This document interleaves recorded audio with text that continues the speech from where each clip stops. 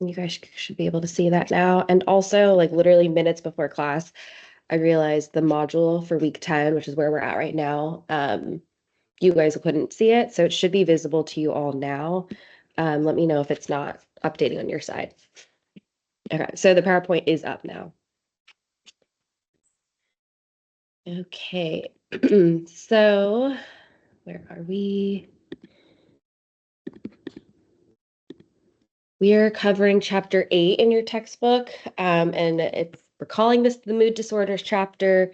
Um, but a couple things just to note before we talk about that. So this week we will use this one PowerPoint throughout the entire week. I think it's pretty long, so we have 3 full days to get through it.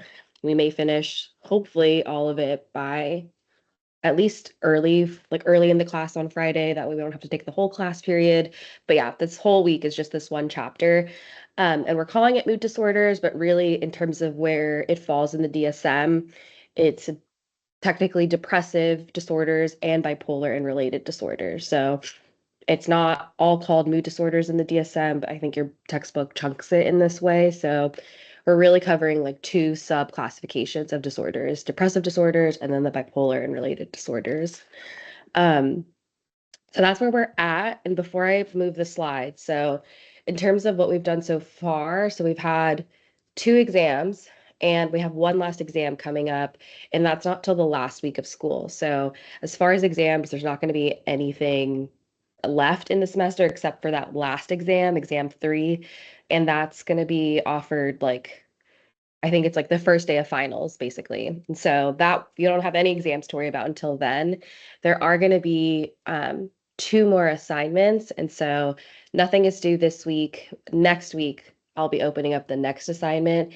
And just keep in mind that those are the things that we have left in the semester in terms of like making sure you're checking the deadlines. So we've done 2 assignments so far. There was one, like, I know it kind of sucked. It was due like the Sunday right before spring break. And so again, you don't have to do all of them, so only 3 will count towards your final grade. So 3 out of the 4, and then with the exams, 2 out of the 3. So it's okay if you missed the assignment number 2 that was due right before spring break. There's still 2 more assignment opportunities, which means you just have to do the last 2 so that you get 3 out of the 4. So make sure you're paying attention to the assignment deadlines, the exam deadline, like there's only one left. So I'll remind you for the exam when it comes up. So again, as of this week, nothing due, just covering content. Okay, so like I said, it's our mood disorders chapter, but really we're clumping depressive disorders and bipolar disorders. And within that, we're also going to be talking about suicide. So things like self-harm, suicidal ideation, um, things like that. So that'll be coming up. And just for your knowledge, I think it's really helpful to learn about how we talk about these things, especially in a clinical setting, like what are the assessment screeners we use, um, things like that. But just giving you a forewarning now, if it makes you a little bit squeamish or anything like that, I'll remind you too before we actually cover it. And that won't be for another, I think that's like halfway into the PowerPoint. So I did see a hand. I can't see who it is, but feel free to unmute. Hi, I just had one question. Yes. On our thing, it says that assignment 3 is due this Sunday. Is that still accurate? Mm, I don't think it is. Let me check.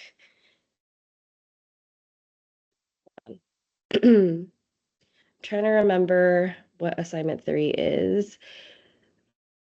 It should not be due until next Sunday. I'm looking at the little syllabus thing though. Thank you for reminding me that that's how it shows up for you all. Um, yeah, okay. So, oh, on Canvas, I'll fix that. Um, where is it showing up for you? Where it says here, I'll show you on the little updated info and dates. So right now we're here on week 10, and then next week at the end of the week. Oh, so okay, I see what you're saying. This is supposed to be 28. I'll fix that. So assignment 3, where it says Yeah, and it also shows 3/23. up as the 23rd on Canvas as well Yeah, for the thank due you. date. Thank you. Yeah, that's an oversight. I will fix. I'm just double checking the date. So that should be, I'm looking at my calendar. That should be the 29th. Um, yeah, that'll be the 29th, and then that means the assignment 4 is like pretty soon after, but I think that's okay. Yeah, I'll change that. So nothing due this Sunday. We'll make it due the following Sunday, the 29th. Thank you. Okay, I'll send an announcement and I will fix it on Canvas and the syllabus and this picture that you guys are seeing. Okay, thank you. All right. Okay, we'll go back to this. Okay, yeah, nothing due this week. Due next week. So we'll cover mostly depressive disorders today.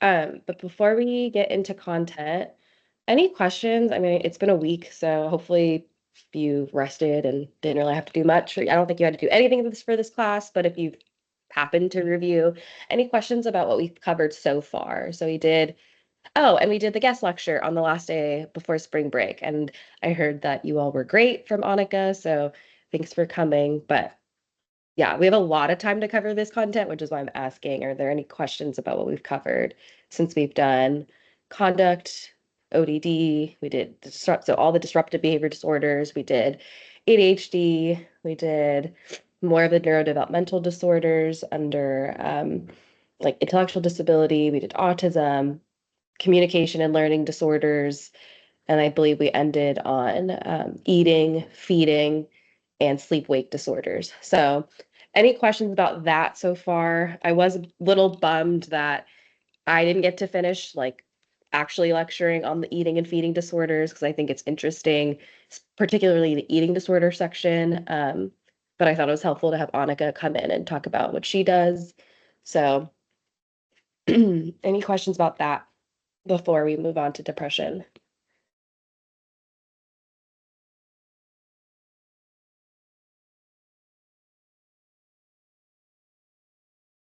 Okay. All right. So we'll move forward. So under mood disorders, just a note about how the DSM is laid out. So yeah, like I said, bipolar and related disorders are its own like section, and then depressive disorders are also its own section. Previously and colloquially, you'll hear people say, oh, the mood disorders, and they'll cover bipolar as well. And we're going to be talking about them in tandem, but they're not the same thing and they're not housed under the same label in the DSM. So we're really starting on the bottom. Um, under here, depressive disorders, and then we'll also probably by Friday is where we'll be talking about the bipolar related disorders.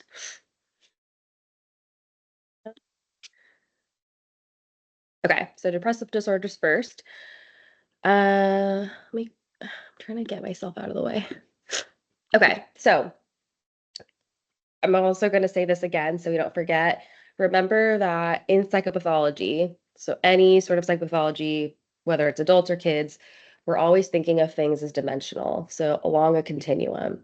So mood is a good example of everyone experiences fluctuations on a day-to-day basis on a continuum. So your general mood may shift throughout the day, and that could be because of different external things that happen. So like, I don't know, like you wake up and I don't know, there's like traffic in the morning, right? That may perhaps may impact your mood.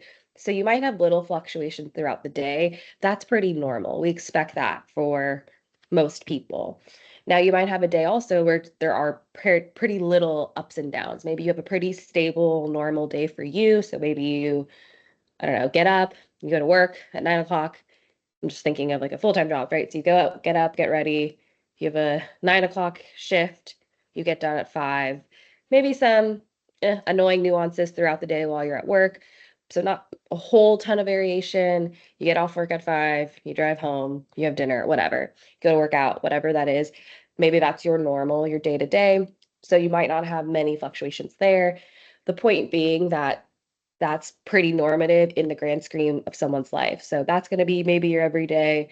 Maybe there's some huge inconvenience, there's traffic, there was an accident. That's also going to spike your fluctuations. Maybe you get bad news about something, it's going to spike it down as well. Maybe it's your birthday. Maybe you had or it's a friend's birthday and you go out and do something fun. That's also going to bring your mood up. So those are things we expect for everyone. So that's what we mean by on a continuum, it's going to fluctuate. So that itself is normal. But when we're talking about mood disorders, we're talking about when these fluctuations are either very extreme, so the ups are really high, the lows are really low, or um, in terms of, so that's fluctuating, or we're saying that it stays at one of the continuums. So either staying really, really low for a while or staying really elevated for a while, which we'll talk about when it comes to bipolar. Um, I just want to pull up all these graphs so they go away. Okay.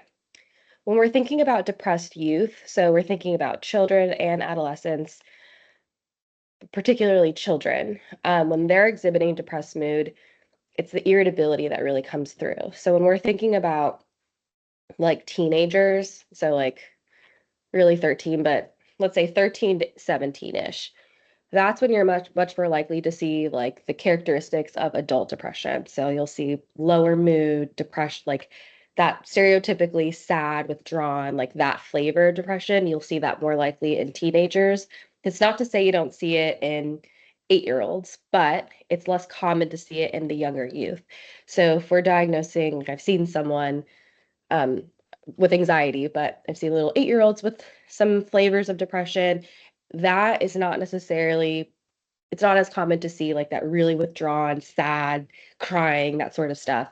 Instead, what we see more of is irritability. And that's a telltale sign for us as clinicians that something in terms of mood may be going on. And we'll talk about how this is different than ODD or something conducty. This irritability feels unexplained. Um, and again, it also is associated with some other things. So I think something that in terms of psychoeducation, what are some of the things we teach parents when working with young kids clinically? One of the things if they have a younger kid is we talk about, depression does not necessarily look the way we think it may look when we think about TV or if we know an adult in our lives or if you yourself have a depression, right? We're trying to provide some context that yes, it's the same disorder and it may look differently. So, especially with the younger kids, it's more common that you're going to see irritability.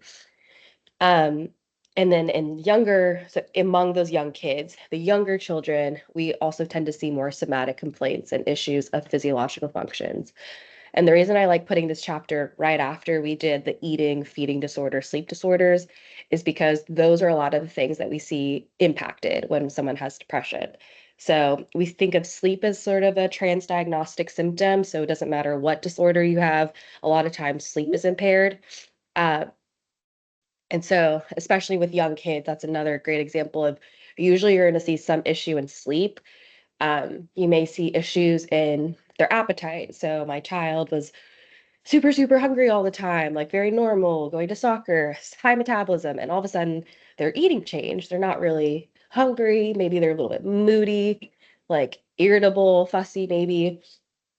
They have aches and pains, like they say they can't sleep, their tummy hurts. Those are maybe more things that might be indicative of a mood or anxiety problem. So really think about those basic physiological functions that we talked about right before the spring break. Those are the kinds of things we tend to see impacted a little bit more, or those are the more prominent features when it comes to child depression. And then again, in older children, so let's say like I don't know, like 10 up through adolescence, so a little bit higher, that's when you often see the co-occurring psychological issues. And as they get older, you might see more things like substance use. So here's a little video. We definitely have time to play it. So how does depression present differently in children than adults? Well, again, we just said the mood characteristic may look a little bit different. Children may not be super, super withdrawn and sad and crying. We might see irritability, but let's see what the video says. Okay. Can you all see that? Okay. I'm going to start playing it. And if you can't see it, stop it. Stop me.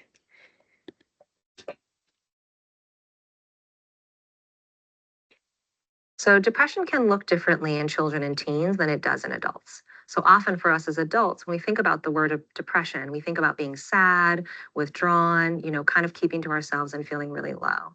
But oftentimes in children and teens, what you're more likely to see is irritability. So you're seeing that they're kind of getting frustrated at small things, that they get annoyed really easily. They just seem really cranky a lot of the time. And also with kids, something that can be surprising to adults is that we often see that they might be happy and really excited and engaged in one setting. So, say maybe when they're with their friends, but then they're at home and parents say they look completely different. They're withdrawn, they're isolating, they're really cranky, and they're keeping to their rooms. That's also something commonly that we see with children and teens in regards to depressive symptoms.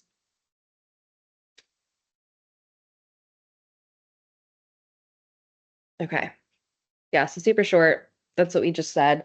I like the example of like, yeah, the crankiness is a good example of what you might see when we're thinking about irritability. What does that look like? Okay. So that's mood disorders generally. What are some of the age level differences we like in terms of the presentation, how they might look differently? Now we'll talk a little bit about the specific disorders. So DMDD, disruptive mood dysregulation disorder, and also, sorry, one other caveat, we're not going through each of the disorders in the DSM that's mood related. So, sorry, we're not going through all of these. We're primarily talking about the ones that we see the most in child adolescent psychology. So I don't think we have anything on premenstrual dysphoric disorder. I also have not worked with this. So we're skipping some of these. So just keep that in mind. Okay, so DMDD. So this is added to the DSM in response to concerns among clinicians, um, maybe some researchers about overdiagnosing bipolar disorder in children. So pre-DSM-5, pre-2013, we didn't have a DMDD category or sorry, disorder. And so we only had the bipolar disorder taxonomy to be able to say whether or not someone, whether it's child or adult, had these like extreme fluctuations in mood, like from going to periods of mania to depression. And so there was a lot of concern about, is this something that can be diagnosed in children? Is this the appropriate diagnosis? And it's not to say that it's not a diagnosis. People do diagnose children with bipolar, but we now want to be able to separate that from DMDD. Is it DMDD or is it actually bipolar?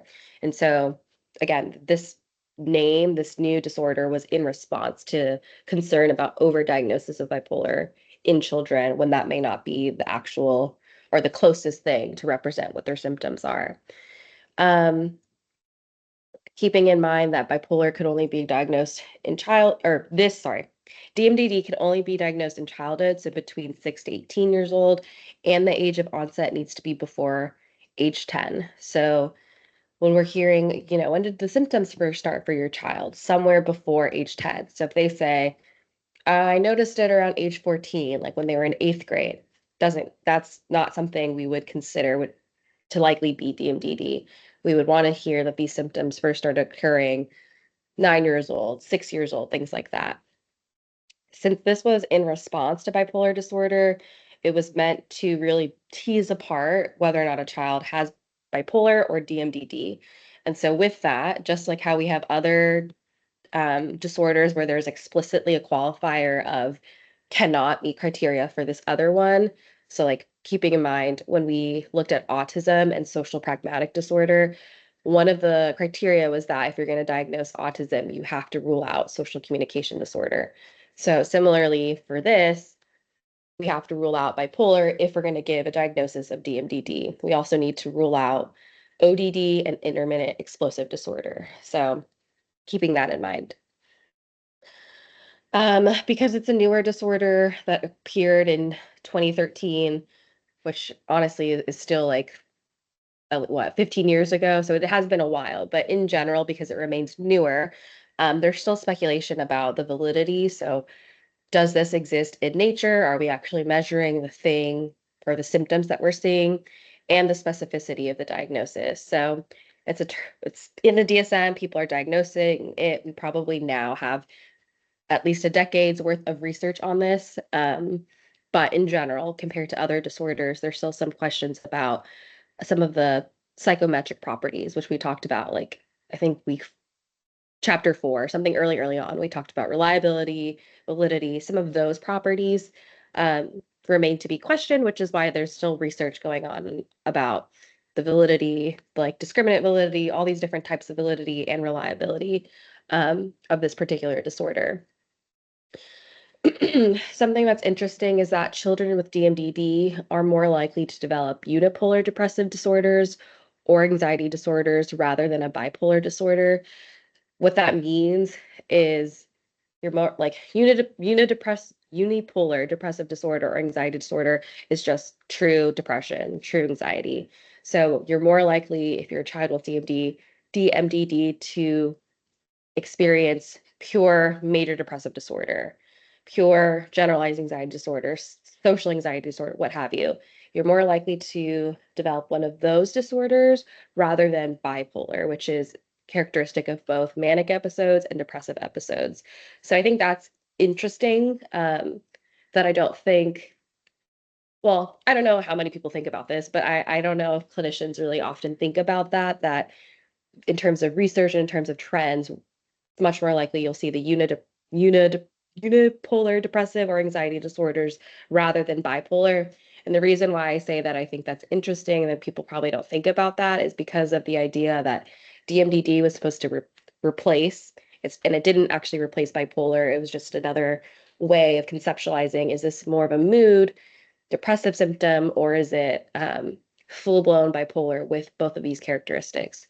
So if we think about risk factors, that's not to say that having DMDD is not associated with bipolar. It's not that we're saying that. It's just that the correlation is probably lower than DMDD with major depressive or DMDD with general anxiety. So that's something to keep in mind. In terms of prevalence rates, so again, it's newer. So rates are kind of, there's like varying reports on what the rates are right now. So it seems to be that in the community, so remember, not a clinical sample, but just the general community, about 2.5%. And as usual, we see that males may have slightly higher rates than females. Okay, so here's the diagnostic criteria for DMDD and what it actually is. So with DMDD, we see severe recurrent temper outbursts, which are manifested verbally. So having things like verbal rages, like it doesn't have to be cussing, but like something just like a tirade, like really, really upset, verbal outbursts. And or behaviorally, you'll see these recurrent severe temper outbursts. So things like physical aggression towards people, you might see aggression towards property.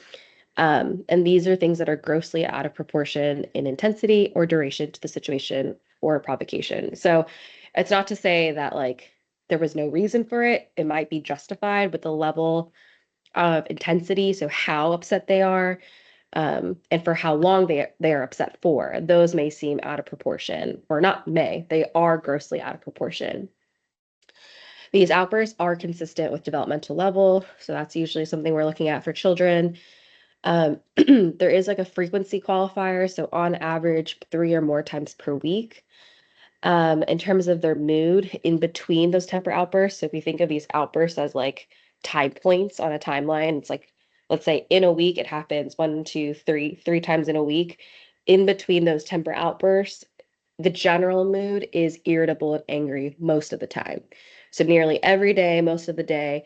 And it's not just that mom says it because mom knows the child, from her perspective, let's say mom says, "Oh, I know my child best." I know that they're in a bad mood. It's observable by other people as well. So both parents, maybe if both parents are in the picture, teachers might report that the child is generally pretty irritable.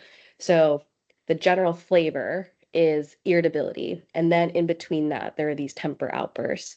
So if we think of that graph that we talked about a few slides ago with it's normal to have fluctuations in our mood throughout the day, throughout the weeks, except when we're talking about um, extreme moods, so something that goes really high up, really high down, and staying at those extreme moods. For a child, in this case, we're staying in these like pretty extreme moods to begin with, so pretty low, and we're also having these temper outbursts. For all of these, we're saying that the symptom clusters have been present for a year or more. And in that time, so within 1 year, there should not be a period of 3 months where none of those symptoms existed. So we really want to see continuity within that year. In general, these are the things we've been seeing. Present in at least two of these settings. So usually you'll hear teacher reports, so doing pretty poorly at school, there's stuff happening at school, and again at home. And needs to be severe. So again, the intensity here matters. The diagnosis should not be made for the first time before age 6 or after age 18. And the onset, we think, should happen before 10. So either by history or observation. Okay, I'm gonna skip these other ones. So I think I also have not personally worked with young kids with DMDD. My experience really with younger kids has been ADHD, disruptive behavior disorders, and some anxiety. So I haven't personally really done any work with DMDD, but something that I think is a good question. And there's this paper that I put here, so Roy et al. 2014, that has like a graph or this figure that shows the difference between DMDD and ODD, which I think is a good question because they feel similar in terms of their flavor. Both feel outbursty. They're both related to temper tantrums. You might see property damage. And so I think this is a nice figure for really teasing it apart. And remembering that ODD stands for oppositional defiant disorder. So that falls within the disruptive behavior disorders, conduct flavor over there. DMDD is considered a mood disorder. So how are these different? How is this mood disorder different from this disruptive behavior disorder? So I think it's worthwhile to like go through this a little bit.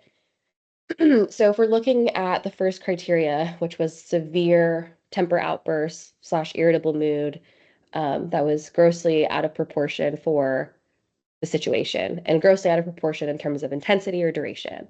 So for DMDD, all of those things are required.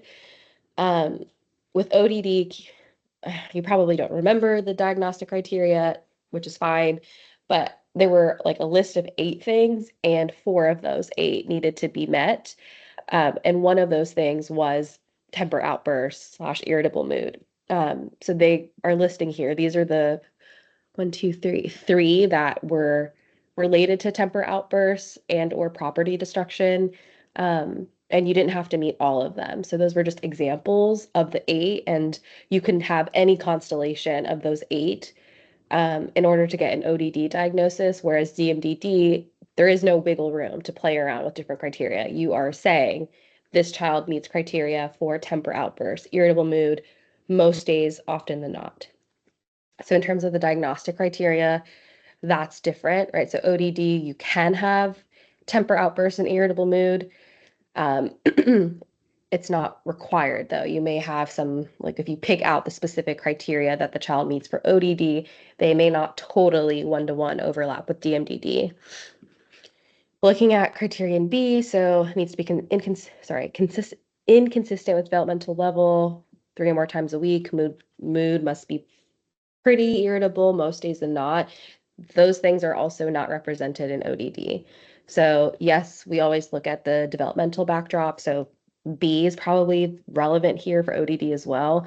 But this frequency specifier, excuse me, of 3 or more times per week for DMDD right here is not reflected in ODD. And so those are some differences in at least just the first flavor of temper outbursts. Additional clinical criteria, so DMDD does not have any of that. ODD does, and this is where the rest of those 8 criteria fall under. So these are the remaining 4, and those things are not necessarily represented in DMDD. As far as duration, so DMDD we said needs to be present for basically a year, at least a year, and there shouldn't be a period of 3 months where those symptoms were absent. So for example, if you're saying my child has demonstrated all of these symptoms for at least 1 year, but in the summer, it actually completely went away. Like all their symptoms were gone, or it really wasn't bad at all, or it was significantly lower than what I experienced, and I'm saying summer break because let's say that's 3 months, that would cause us to question, is it really DMDD? So with DMDD, we're saying at least a year and no more than 3 months, 3 consecutive months, without having those symptoms present. ODD is different, where it says you need to meet 4 out of the 8 criteria for at least 6 months. So 6 months versus a year. And then they also have a specifier for younger kids where that behavior must occur most days. And if you have an older child that you're questioning whether they have ODD, that behavior must occur at least once per week. So it gets a little bit more fine-grained for ODD versus DMDD, where it's not fine-grained like that, but it's saying you need to have it for a year. In terms of settings, so DMDD, we said at least 2 settings, homeschool or peers, and it needs to be severe in at least one of those settings. ODD doesn't really talk about the specific setting, but we know that they tend to manage, like those are the 3 contexts generally that we consider for child psychology, but it's not listed as a criterion. However, they do talk about peers versus siblings. So one of the things with ODD is that this behavior cannot just happen in the context of a sibling. It also needs to occur with some other individual, whether that's a peer, a parent, a teacher, anybody like that. ODD has no age onset requirement, whereas DMDD does. So we said cannot be diagnosed earlier than 6 and no older than 18. And the onset we said needs to happen by age 10. Is not limited to having an episode of major depressive disorder. ODD doesn't have that. DMDD has like a list of things that it suggests that basically we need to have parsimony. Which one does DMDD actually explain the symptoms that the child is having? And can you rule out ASD, PTSD, separation anxiety, and or persistent depressive disorder? ODD doesn't have those as specifiers. It talks about these other things. And then these are the things that it cannot coexist with. So we're saying you cannot give an additional diagnosis of ODD if we're going to give DMDD. We also give these other 2 cannot coexist with specifiers for DMDD. ODD is kind of flipped. It's saying if you're giving an ODD diagnosis, you cannot say this person also has you also can't say that they have the DMDD diagnosis. In which case, if you are, you're going to assign the latter one. You are going to assign DMDD. Okay. I'm wondering if I have another slide on this. Yeah, okay. Any questions about DMDD? Because that was pretty much it. The rest is going to be like major depressive disorder, what it looks like, what the different features are. Okay. So that's DMDD, which we think of as a childhood disorder, because remember, it cannot be diagnosed earlier than 6, but no later than 18. The rest of these are going to be specific or are going to be more general. So you can get this diagnosis as an adult, but we also can diagnose in children. So this is a little bit different in terms of the conceptualization, because DMDD we think of as specifically all child related. It's in the context of child development, whereas major depressive is sort of a top down approach, like a downward spiral. So we know more about major depressive disorder in adults, and that informed our knowledge of how to use this in the context of children. So this is different because it's across the board, developmentally, anyone can have this disorder, and there's going to be specific specifiers for children. So that's that downward spiral onto children. So major depressive disorders, MDD, and criterion A is that you must meet 5 or more of the following symptoms in at least a 2-week period. And this in general should be different or should represent a difference from your previous functioning. So I think that's an important qualifier because it needs to be a 2-week period. And if this is you all the time and it really doesn't represent like a significant change in your functioning, we may not consider MDD, we might consider a different diagnosis. So it's really something that should represent a change in functioning. There's something different that's happening now versus before. And of those 5 that you're going to endorse, So these 5 out of the 9, at least one of them needs to be either the depressed mood or loss of interest or pleasure. So at least one of those can be met. Definitely both of those can be met, but of those 5, you need to have at least one of them. So first one, depressed mood, most of the day, nearly every day in a 2-week period. Something that I highlighted here is remember what we just talked about with kids. So in kids, young children and adolescents, you may not see this depressed mood. And so instead, we can substitute depressed mood with irritable mood. So this is specifically just for children. We would not do this for adults. So if it's an adult, we're looking at depressed mood. If we're looking at youth, it can be depressed mood and or irritability. Criterion 2, that's the second one, loss of interest or pleasure. So something is different, something that you used to show interest in, something that you used to get pleasure from, those things are no longer giving you joy, anything like that. And that's for most of the time, most of the day, nearly every day, you've lost interest in those things. This is not the same as saying, like, I just got over something. Like I was really interested in, I don't know, I was into like painting for a week, or like I was really into this for a month and I kind of just phased out. That's different. This is like really just, it's like apathy. Like I just don't feel interested. I just don't like, no, I don't have any interest in that anymore. It's more of that versus, I kind of got over it.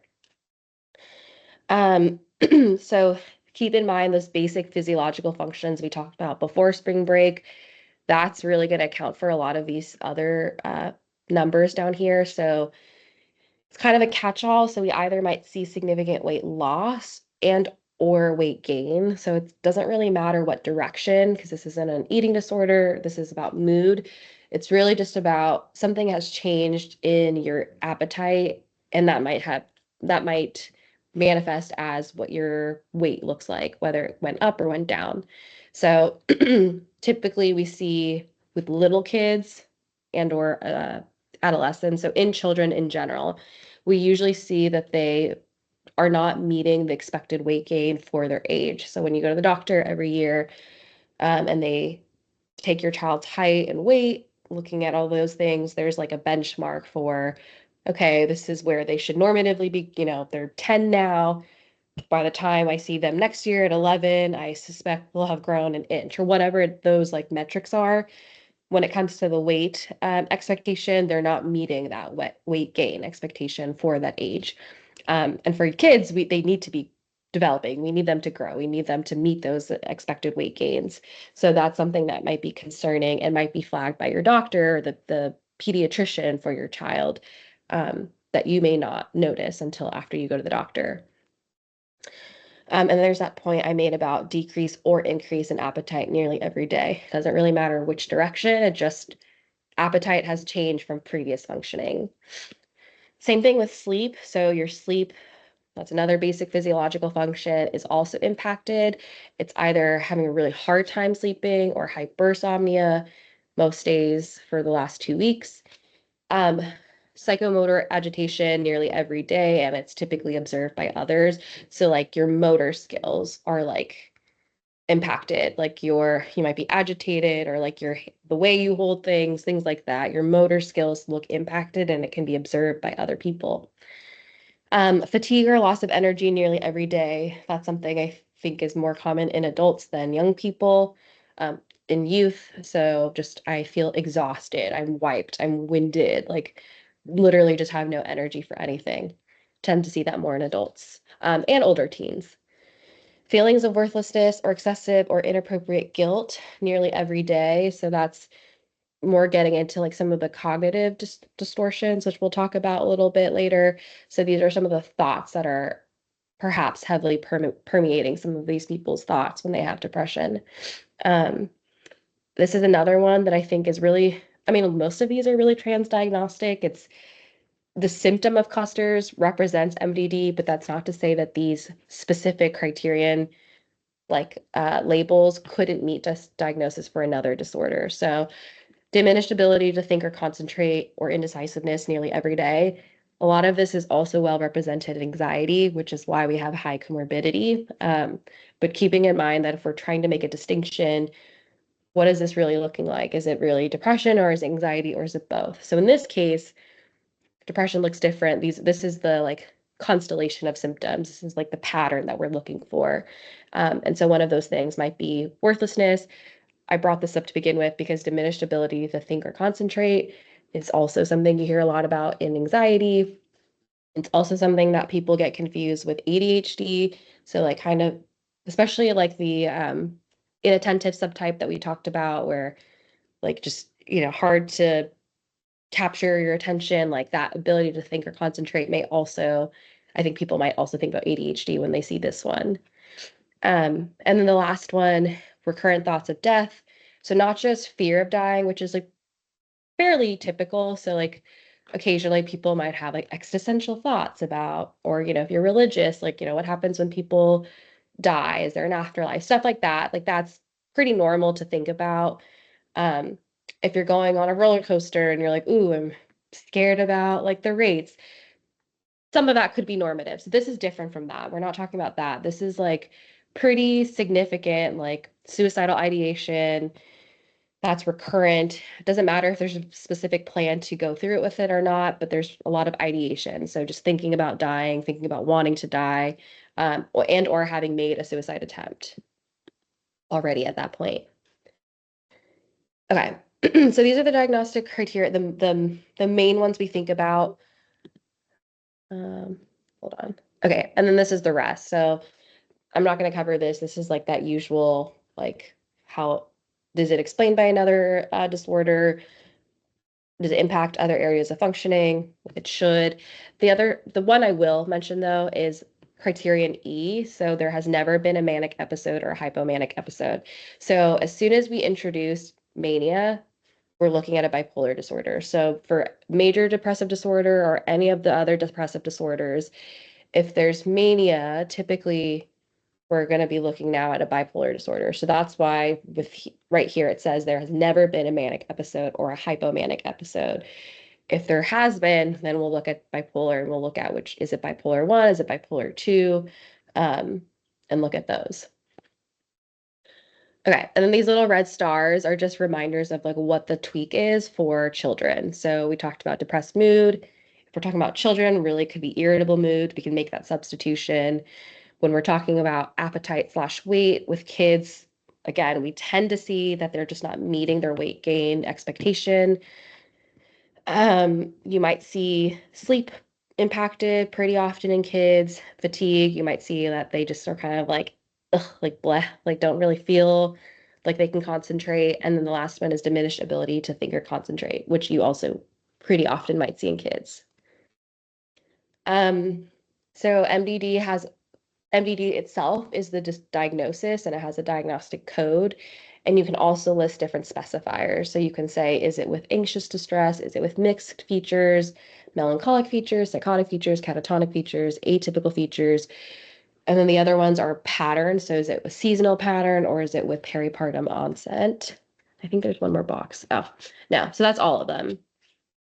So you can list all these specifiers if they are applicable. I think the few time like when I've done like an assessment, which is different than clinical work or they're both clinical, but instead of therapy, I've also done assessment where we do a whole psychological battery. It takes like 3 hours. When I've done those, I think for the most part, the people I've seen have just gotten a MDD diagnostic code without these specifiers for the people I've looked at. So I don't think you have to put these specifiers again if they're not applicable. Okay, that was MDD. Now we're looking at persistent depressive disorder. I'm gonna put all of them on the screen so we can see them. Okay, so for this one, we have depressed mood most of the day for more days than not, and it needs to be present for at least 2 years. And remember, we can still substitute depressed mood for irritability. The other thing that we can tweak for children is that instead of 2 years, it can be at least 1 year. So something right off the bat what makes this different than MDD, if you go back, MDD was 5 or more symptoms in the same 2-week period, and at least one of them needs to be depressed mood or loss of interest. So in a 2-week period, that's very different than in a 2-year period. So 2-week versus 2-year. The same thing stands in terms of replacing depressed mood with irritable mood when it comes to kids. But it really is the length of time that really changes this from MDD to persistent depressive disorder. Um, so in terms of what symptoms they might be experiencing, so while they're depressed, 2 or more of the following need to be met. So there's 6 possible, and you need to demonstrate at least 2. Again, you'll notice all of these have overlap with the MDD criteria. So eating or appetite, sleep is disrupted, your energy is disrupted, your self-esteem, ability to concentrate, feelings of hopelessness, all those things are represented in MDD as well. Whereas here, though, you need to have at least 2 occurring while you're depressed. Again, criterion C is that specifier for how long you need to be seeing symptoms. So 2 years or 1 year for kids. And then I think this last one, or criterion D, is helpful. So criteria for major depressive disorder may be continuously present may continuously be present for 2 years, in which case patients should be given comorbid diagnoses of persistent depressive disorder and MDD. I think this one's tricky because I think I've primarily seen people diagnose, which actually is pretty textbook, very clear cut. I've seen people come in with a very distinct MDD diagnosis and presentation. It's a very short, at least 2 weeks, but maybe not more than 3 months, very recent. And I've seen people with persistent depressive disorder where it's just really stretched out. They don't quite meet criteria either for MDD. So I personally have not worked with someone with a comorbid diagnosis, and I think that's just by virtue of when they've come into an assessment, if it was to get accommodations for something, or if it was to start therapy. I think that is the reason why I saw people at pretty distinct timelines. But you can give comorbid diagnoses of MDD and persistent depressive disorder, but the only time you can do that is when both of those criteria have been met. So you're saying both fit that person. Both sets of criteria have been occurring at the same time. They're distinct, and you notice that. And then the last one, same thing we saw for MDD. You need to have seen never a manic episode or a hypomanic episode. And again, if we are seeing hypomania or mania, then we consider bipolar disorder diagnosis. And then those are the other qualifiers that we often see. Again, with the stars, so here are the updates for children. So needs to be at least 1 year for kids, and you can substitute irritability for depressed mood. Okay, prevalence rates. So across the board for DMDD, MDD, persistent depressive. So in general, when we're thinking about those mood disorders, the most prevalent mood disorder is major depressive disorder, so MDD. We tend to see that depression is more common in adolescents than in young children. Theoretically, that makes sense, right? So we think of just normatively what happens in a child's life as they get older. That's not to say and it does happen, that children have a lot of stressors. They have their own genetic predisposition, so all those things still hold the same. But if we're thinking of adolescence, just the demands change. So socially, your world is different, your school is different, your sleep cycle is different. I don't remember if Annika talked to you guys about that, but the need for more sleep occurs in adolescence, and yet ironically, you get less sleep because of all the demands. You're at school for longer, you're typically engaged in other things after school, you're going to bed later, waking up earlier. So all those things kind of work against you. And so it makes a lot of sense that those external stressors on top of biological transformation. So there's a lot of stuff that happens in adolescence that doesn't happen in children, in terms of biological maturation. So all these things are happening to you on top of this just external, social, all these things are changing in your world. So it actually makes a lot of sense that we see some of these things more commonly in adolescents than in young children. As far as MDD, there are relatively equal rates in childhood for boys and girls. So equal in childhood, so 8-year-old and 8-year-old, equal rates. That changes though once you hit adolescence. So once your kids have gone through adolescence, that prevalence rate changes. So we see that girls are twice as likely to be depressed than boys, and that 2-to-1 ratio it persists through adulthood. So if you think of like what that looks like, it's equal, and then it drops like this. So equal for boys and girls in childhood, and then really shifts by adolescence, and it stays that way. And then we kind of actually just talked about this already. Why are there changes in this adolescent period? Why do we see that drop off? Why do we see that huge difference? Here are a lot of the different reasons, specifically for girls, once they hit adolescence. Okay, I'm looking at the time and I like really have to cough. So we have 2 more classes to talk about this. I'm gonna stop here. I think it's a good place to stop. So we talked about prevalence rates. When I see you all on Wednesday, we'll talk about theories of depression, and then we will talk about suicidality, suicide risk assessment, things like that. So that'll be pretty early into the next class period, just as a heads up. Okay. Any questions about what we've covered?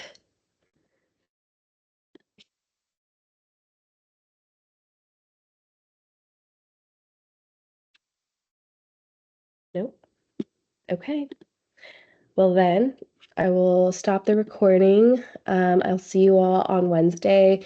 Just a reminder, office hours is still happening today. So if you want to stick around, we'll have office hours at 10. Okay. See you guys Wednesday.